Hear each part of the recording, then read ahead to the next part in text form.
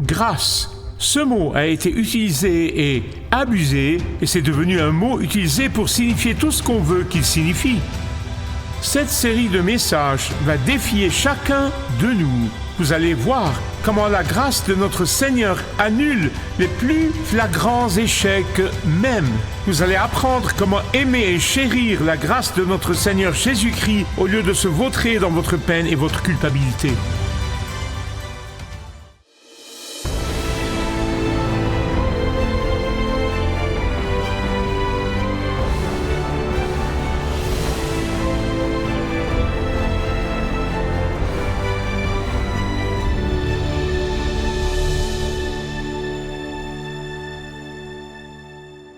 Nous nous réjouissons depuis un certain temps maintenant dans plusieurs des messages passés en observant comment la grâce de Dieu agit dans la vie de Jacob et en apprenant à travers cela comment la grâce de Dieu agit dans nos vies.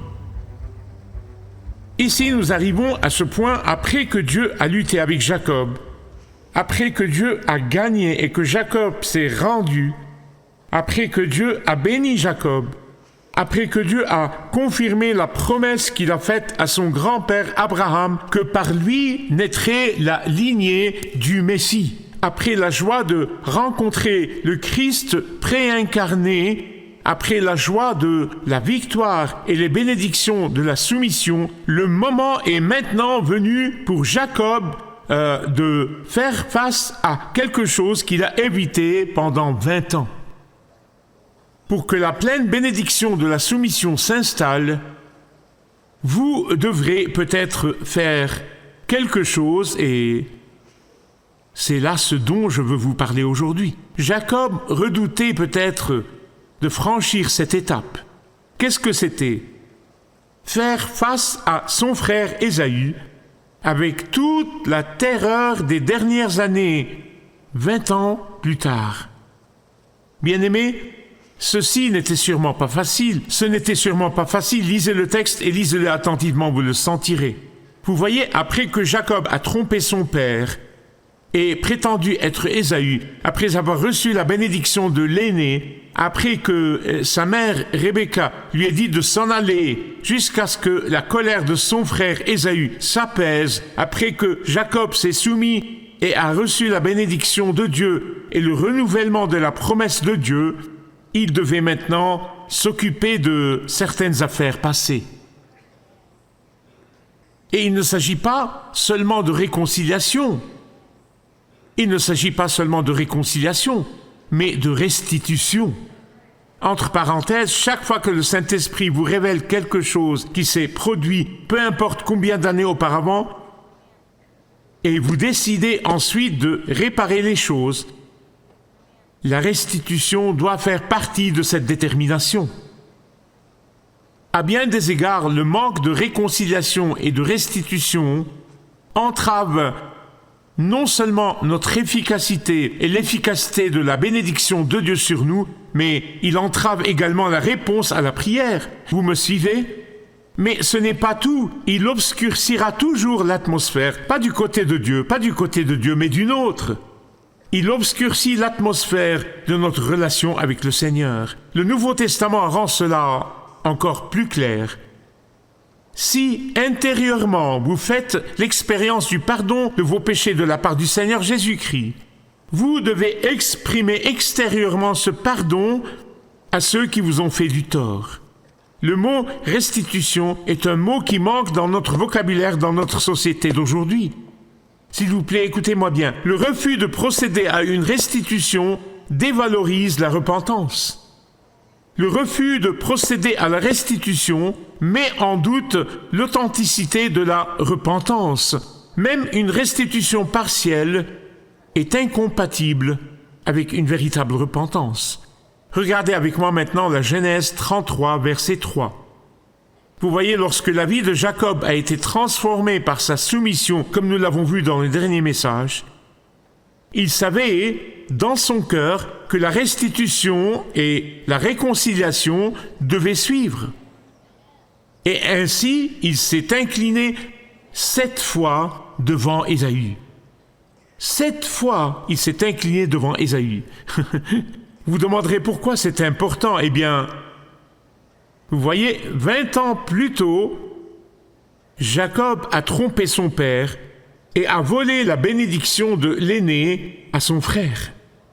Maintenant, après que Jacob a perdu contre Dieu, maintenant, après que Dieu l'a changé de Jacob ou Yacoub en Israël, Dieu prévaut, Dieu a aussi changé le cœur de Jacob. En fait, je vais dire plus à ce sujet dans le prochain message. S'il y a une vraie repentance, il doit y avoir le fruit de cette repentance. S'il y a une transformation intérieure, il doit y avoir une démonstration extérieure. S'il y a une soumission intérieure, elle doit être suivie d'une restitution extérieure. Certains d'entre vous refusent peut-être obstinément de faire des aveux et de procéder à une restitution. Je ne sais pas, c'est entre vous et Dieu. Mais je peux vous dire que la vraie bénédiction, la bénédiction complète, la joie complète ne pourront remplir votre cœur que lorsque vous vous montrez honnête envers Dieu et envers ceux à qui vous avez fait du tort. Je vais dire quelque chose de très clair ici parce que je sais que quelqu'un va mal me comprendre. C'est une question très sensible et je veux être prudent. Les péchés privés ou secrets doivent être confessés uniquement au Seigneur. Faites très attention à ne pas sortir et dire des choses qui ne regardent pas cette personne. Un péché secret, un péché privé doit être confessé à qui? Le Seigneur. Seulement lorsque vous péchez ouvertement contre quelqu'un, cette personne seule doit recevoir votre confession et votre restitution. L'expérience de Jacob du pardon de ses péchés par le Seigneur lui-même l'a amené à confesser son péché contre son frère. Je sais, et vous savez, que Jacob aurait pu dire « Ma mère m'a fait faire ceci. Salut, je sais, le diable m'a fait faire ceci. » Et vous savez quoi? Il aurait eu en partie raison. C'est ma mère qui m'a fait faire ça, ou après tout, la promesse de Dieu était pour moi et non mon frère Ésaü. Il aurait pu dire « Dieu a dit qu'Ésaü me servira et non l'inverse. Dieu a dit qu'Ésaü me serait soumis et non l'inverse. Non, il n'a rien fait de tout cela. Il s'est incliné et l'a appelé mon Seigneur Ésaü. Je vais l'expliquer dans 1 minute. Parce que après que Dieu lui a touché la hanche, Jacob a reconnu son acte répréhensible et donc aucune rationalisation, aucune explication, aucune justification, seulement la confession et la restitution. Écoutez-moi bien s'il vous plaît. Certains d'entre vous auront peut-être besoin que Dieu touche votre poche de hanche. Salut! Martin Luther a dit que c'est la dernière partie du corps à être baptisée.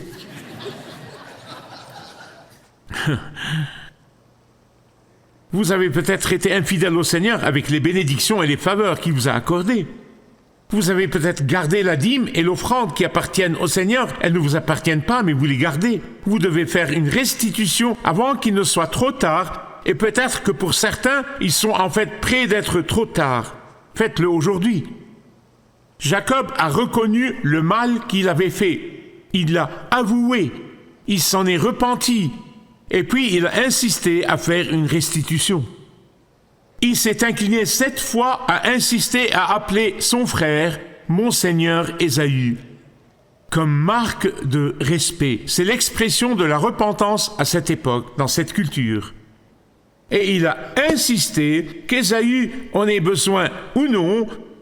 Il a insisté que ses cadeaux soient acceptés par son frère. Jacob a insisté qu'Ésaü reçoive cette restitution. Quand Dieu touche votre cœur, quand Dieu pardonne tous vos péchés, quand Dieu vous bénit avec le salut, quand Dieu vous sert par sa grâce, quand Dieu exerce sa miséricorde envers vous, alors vous n'avez aucun autre choix que d'exercer la miséricorde envers les autres. Vous devez être prêt à réparer les torts, même si c'est arrivé il y a 20 ans. Laissez-moi vous demander ceci. seulement entre vous et Dieu. Avez-vous de l'amertume dans le cœur envers quelqu'un? Êtes-vous en train de laisser cette amertume dans votre vie envers quelqu'un?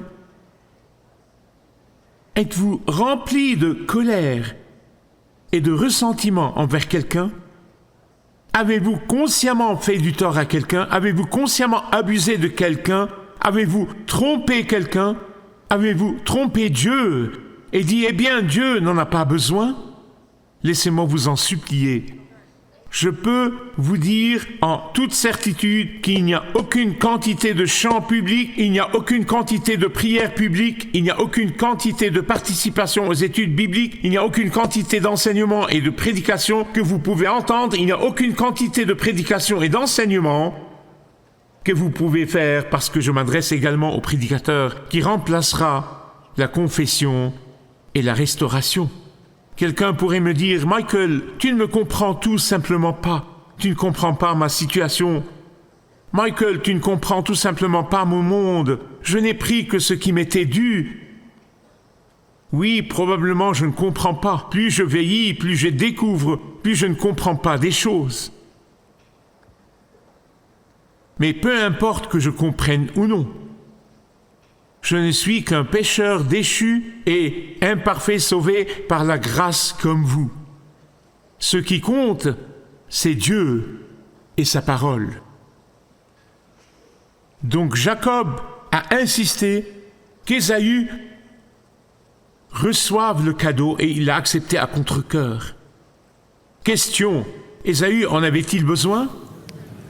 C'est très clair dans les Écritures, mais cela n'a pas d'importance. Ésaü a-t-il apprécié cela?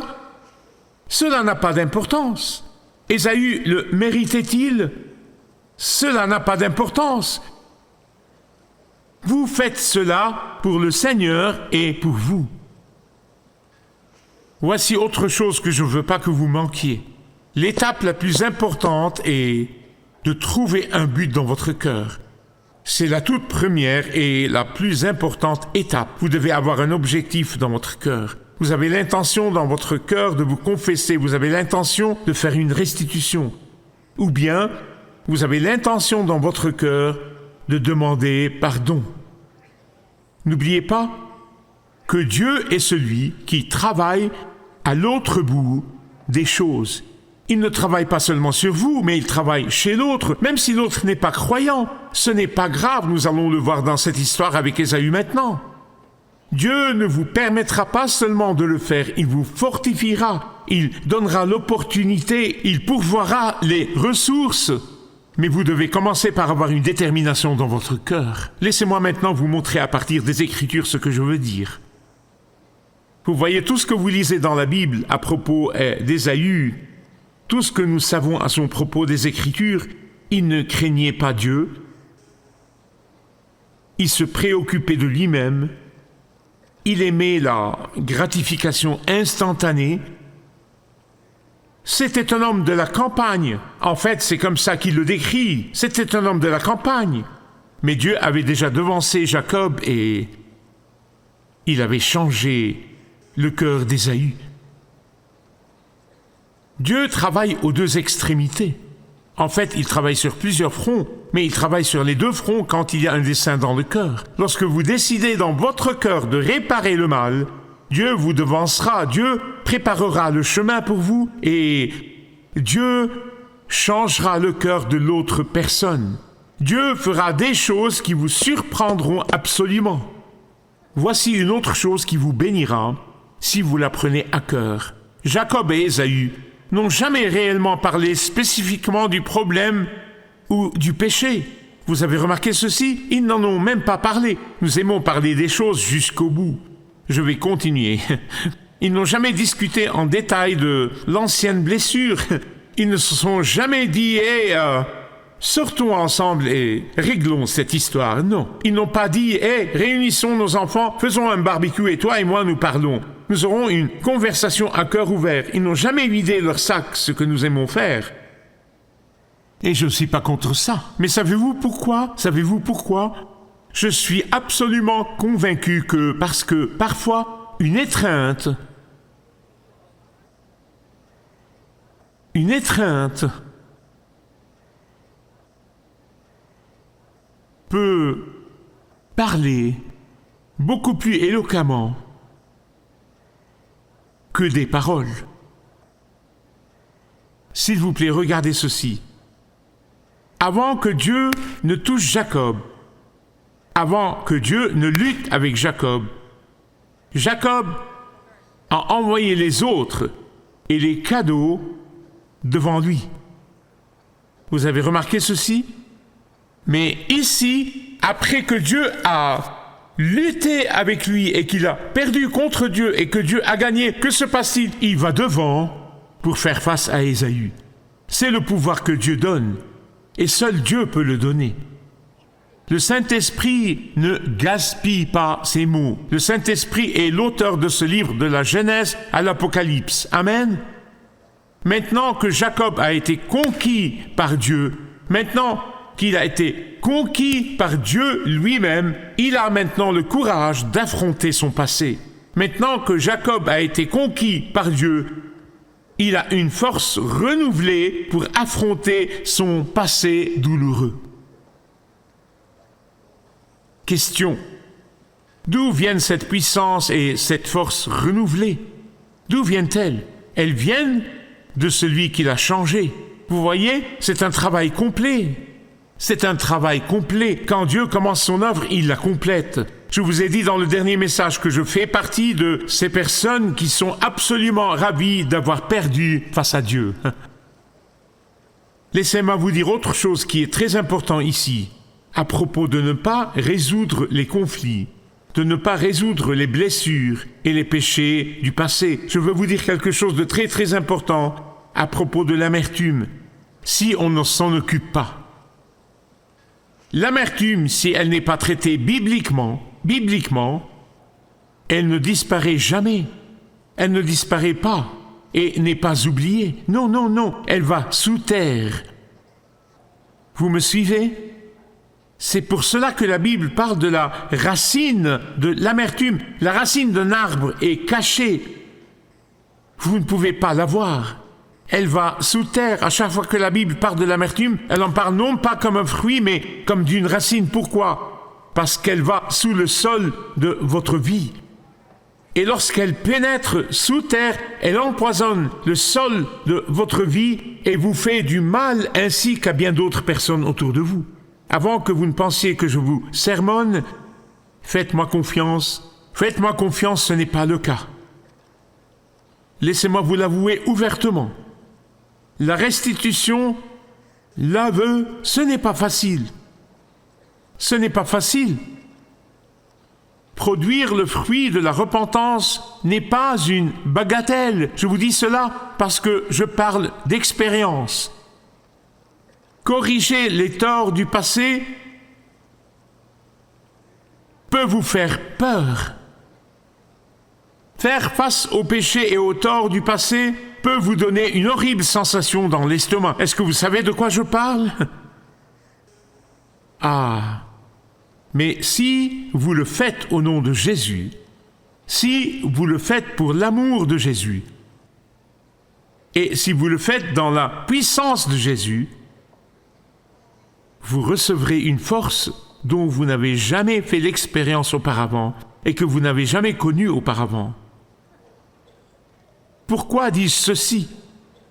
Parce que souvent, Dieu va vous devancer et il va préparer l'autre personne. La question est la suivante.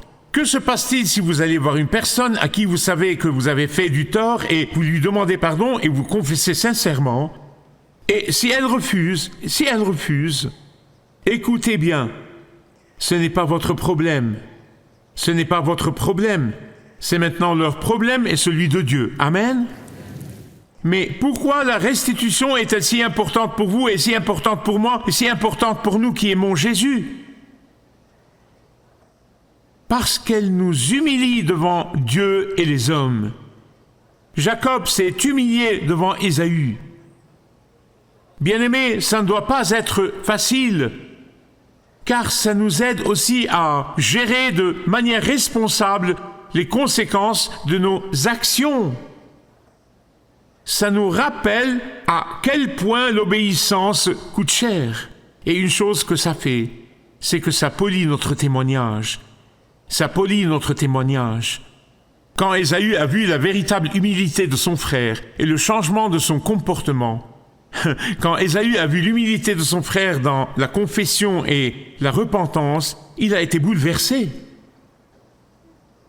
Il a immédiatement reconnu que son frère était devenu un homme changé. Bien-aimé, l'une des plus grandes marques de maturité en Christ est de pouvoir dire « Je suis désolé, je t'ai fait du tort. » Écoutez-moi, très peu d'entre nous, y compris moi-même, prêchent sur le pouvoir de demander pardon. Permettez-moi de conclure en disant qu'il y a, au pluriel, des bénédictions uniques quand nous demandons pardon.